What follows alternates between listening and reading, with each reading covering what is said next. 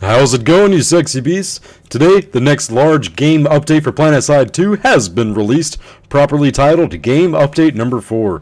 I've already done a bit of coverage on this patch, but only when the patch notes were tentative. Since the patch has finally come out, this video will be the definitive source of coverage for all the changes in the update. Now, there's a lot of content added in this update, a whopping 2 gigabytes worth. I'll be covering every single aspect of it within this video, at least the largest points of it, as there's not really any reason to cover a sound effect changing or a coloration change. So, if you've been a little burnt out on Planetside 2 recently, then go ahead and step back into the world of Araxis. This update changes the way most explosives work, some changes to experience, alterations to infantry maneuverability and equipment, warp gates being rotated once again, and rebalancing of carried ammunition for most weapons. I'll be discussing each new aspect of the patch, which you can follow along through the link in the description. This patch sadly does not include the long-awaited account-wide unlocks, nor does it have the Empire-specific rocket launchers. The account-wide unlocks will hit a week or so from the release of this update, and the rocket launchers are still to be released at an undisclosed date, presumably later this month. So let's go ahead and jump into this badass patch, shall we?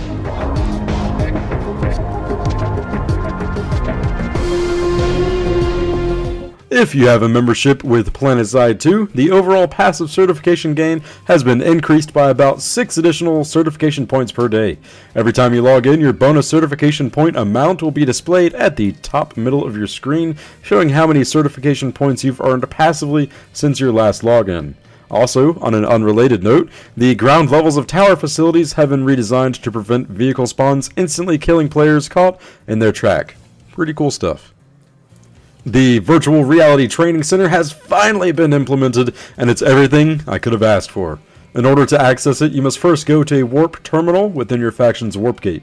It's listed below the 3 continents, aptly named VR Training Area near the bottom. Click it, and you'll be sent right there. Within, you can find a ton of helpful tools and areas to test nearly every aspect of combat and the game itself. Ground and air vehicle spawn terminals are littered about, allowing you to spawn whichever vehicle you desire with no cooldown and no resource cost. While in the VR training area, every single tool, attachment, weapon, suit slot, item, and consumable is available for you to use and test. If you want to try out a new gun, you'll have it unlocked while in the VR area, as well as all of its attachments. There are 2 different shooting ranges, allowing you to try out weapons at different ranges. The first and most prominent shooting range is where bots of all 3 factions will spawn and take bullets from you willingly. These bots spawn in increments of 10 meters, allowing you to thoroughly test out the bullet damage drop-off of weapons, target recognition, as well as sighting times. The second firing range is very typical, with human-like target setup, allowing you to check out bullet deviation while firing. To the southeast of the map is a tower much akin to the towers of large facilities such as tech plants. This allows squad to form up within a controlled environment and test out room clearing tactics and strategies. Thankfully, the VR training area is pretty large, so you'll be able to test flight maneuvers and engagements with ease. There's plenty of hostile vehicles strewn about the map, which will give you a chance to test out damage models, striking angles, distance, compensation, and everything else you can imagine. The implementation of the virtual reality area was a much needed addition, and I'm sure everyone will get use out of it at one point or another.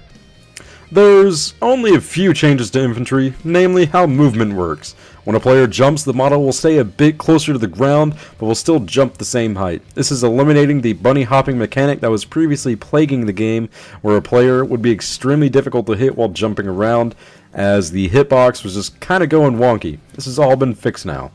The angle at which players can climb has also been increased, which will give infantry an easier time climbing rocks or inclines that were otherwise impassable.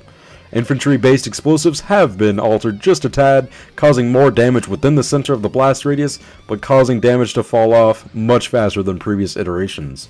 If you've played on the new patch, you'll see that fragmentation grenades are much less menacing than they were before. C4 charges will now properly despawn when the player dies, which is to bring C4 back in line with other explosives such as anti-tank mines.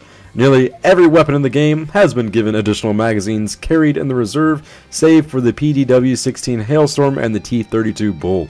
A small yet very noticeable change has been applied to the night vision or infrared scopes. The crosshair displayed while aiming down the sights has been changed from the dark green looking color to a more noticeable teal color, giving the user an easier time finding the crosshairs in low light environments with a dark background. Finally, the Infiltrator's cloak will no longer go fully invisible while running the game on the lowest graphical settings. Good on ya, SOE. Next up are the vehicle changes, and although there aren't many, they are very impactful to your gaming experience. First of all, the Flash got a ton of love this patch, and have been given a few new features I'm sure everyone will appreciate. Once you spawn a Flash, you'll notice a new seat built into the rear of the vehicle, as well as a footrest. This new rumble seat allows a passenger on the Flash, and while riding, can use every item at their disposal, save for deployables such as the mana turret. I can't wait to see heavy assaults riding on the back of a Flash, shooting down pursuing ESFs with their rocket launchers. Also, if you're an avid Infiltrator user, you'll notice a new utility item added into the cert line for the Flash called the Wraith module. When equipped, an Infiltrator riding a Flash can press their ability key and cloak the entire vehicle along with themselves and any passenger they have riding along. The cloak lasts 20 seconds in its first stage and will prevent any weapons being fired from the vehicle while the cloak is active. Very awesome for flanking or getting up to your favorite sniping spot without getting taken out by a tank along the way. Lastly, for the Flash, we're given the S12 Renegade Shotgun. This weapon takes 2 shots to down a target, and honestly, seems pretty worthless, as it doesn't deal any damage to armored vehicles, and requires all 6 of its shells in the magazine to land in order to take out a full health max unit.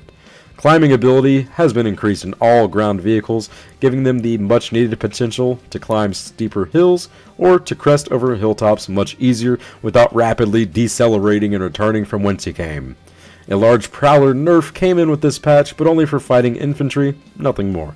It now requires 2 shots to kill infantry with the default cannon or the high explosive cannon, both of which have had their blast radius reduced from 1000 to 700. This change brings the Prowler back in line with the Magrider and Vanguard in regards to infantry combat. Direct hits from the Prowler's cannons will still kill a full health and shield foot soldier in a single shot. Finally, the big experience change for taking out vehicles. Taking out a Galaxy will net 400 experience as opposed to the previous 300. Liberators now give 500 XP, up from 150. Empire-specific fighters net 400 XP, up from 75. Main battle tanks yield 500 XP, up from 100. And last but not least, lightning tanks give 400 XP, which is up from the old 100. Finally, the last big change from this update is the respawn and deployment screen being merged with the map screen. Once you've opened your map, you'll immediately tell a large difference from what it used to be. Population statistics, resource gain rates, and filter panels have been moved from the right side of the map into a modular toggle bar system at the top right of your screen. This removes a lot of screen clutter that the old map had and allows you to view only the statistics you wish to view. Since the respawn screen has been merged into the map, you'll also notice a large change when respawning into the battle. You have your list of nearby spawn points to the top left, as well as a scroll bar to allow you to view every single option available. Immediately below it, you have the simplified class selection as well as your loadouts. You'll still have access to the areas that need reinforcements and can spawn there if you wish. Finally, instant action has gotten a huge overhaul. The old system was used more for spontaneous zerging and as an organizational tool. The newest iteration is a one-button click drop pod to a new area with heavy combat, without any map indicator or prior knowledge of the player to knowing which continent you'll end up landing upon. This is a welcome change to adding in fight variety while also getting players into large battles rather quickly. It'll take some time to get used to using it over the old version, but will yield a much more expansive experience. That's the majority of the changes with this game update, ladies and gentlemen. There's a few tiny bits I left out for the sake of entertainment value, as well as them not impacting gameplay as drastically as other changes. Once again, if you'd like to check out the full list of changes, go ahead and follow the link in the description below to see all that was added with this patch. Hopefully you guys enjoyed this video, and if you did, please give it a big ol' thumbs up. It helps a lot. How are you all enjoying the patch so far? Like the changes? Don't like them?